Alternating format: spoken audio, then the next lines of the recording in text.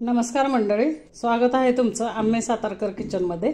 आज आपण बनवणार आहोत, जसं आपण आळूचं फतफतं करतो तसं आपण आज बनवणार आहोत चाकवताची गरगटी भाजी।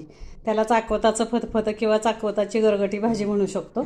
त्याच्यासाठी आपल्याला पाहिजे आता हे चाकवत मी साफ करून घेतलाय, स्वच्छ धुवून चाकवताची भाजी। त्याच्यासाठी हे खोबऱ्याचे काप, भाजलेले शेंगदाणे, लसूण आहे, हिरवी मिरचीचे तुकडे करून घेतलेत आणि मीठ आहे। आता मी दाखवते कसं करायचं ते। आता हे सगळ्यात आधी आपल्याला ह्या भाजीला मीठ घालायचं। हे बघा, छानपैकी असं मीठ घालायचं, थोडंसंच घालायचं, आपण भाजी करताना पुन्हा घालणारच आहे। आता ह्या भाजीमध्ये आपण हे खोबऱ्याचे मी जे काप करून घेतले ते काप टाकायचे असे।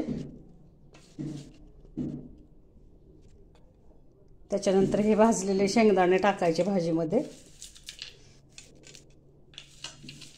गरगटी भाजी खूप छान लागते बरं का मित्रांनो। शक्यतो आपण चाकवताची गरगटीच भाजी करतो, छान लागते। तर हे कशी करायची ते मी दाखवते तुम्हाला। त्याच्यानंतर हे बघा, हे मिरचीचे तुकडे टाकायचेत आपल्याला।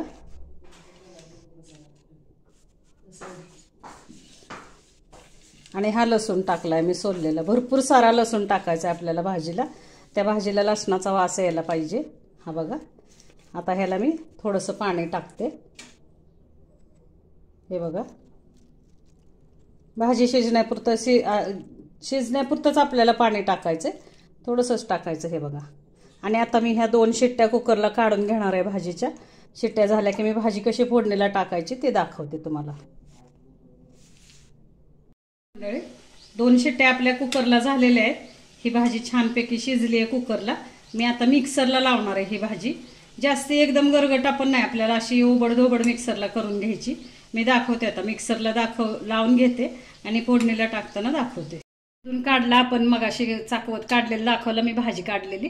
आता हे मिक्सरला मी बारीक गरगट करून घेतलंय, त्याचं एकदम बारीक पण नाही केलेलं। हे बघा, मीडियम करून घेतलाय मी। आता मी फोडणीला टाकणार आहे भाजी।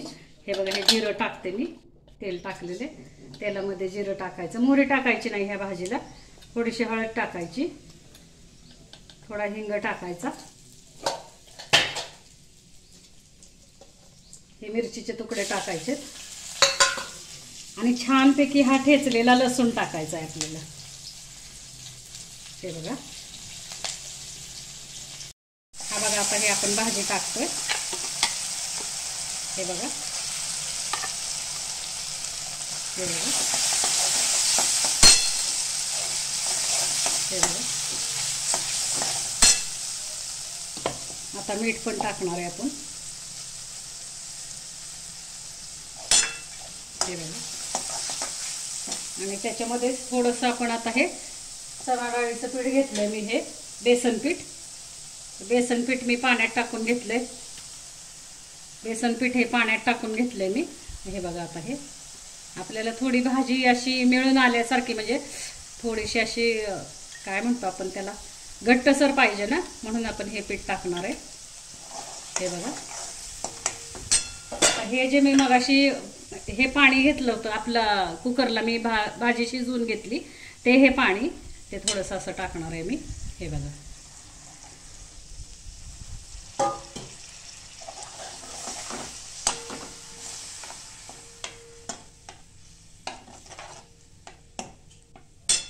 हे बघा, आता त्याच्यामध्ये आपण हे लिंबू पिळणार आहे।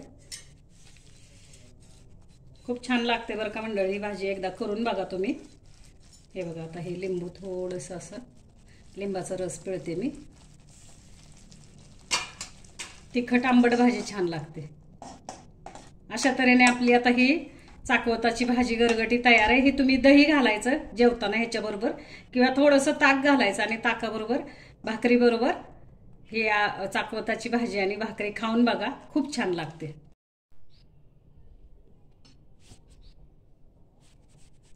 अशा तऱ्हेने हे बघा, आता आपली भाजी तयार आहे। हे बघा, आता मी ही भाजी सर्व करते। हे बघा,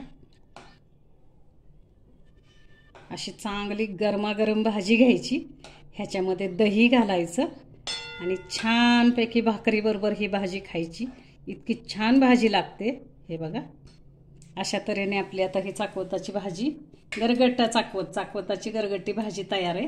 खाऊन बघा, करून बघा, आवडली तर लाईक आणि सबस्क्राईब करा आणि कमेंटमध्येही कळवा। धन्यवाद मित्र।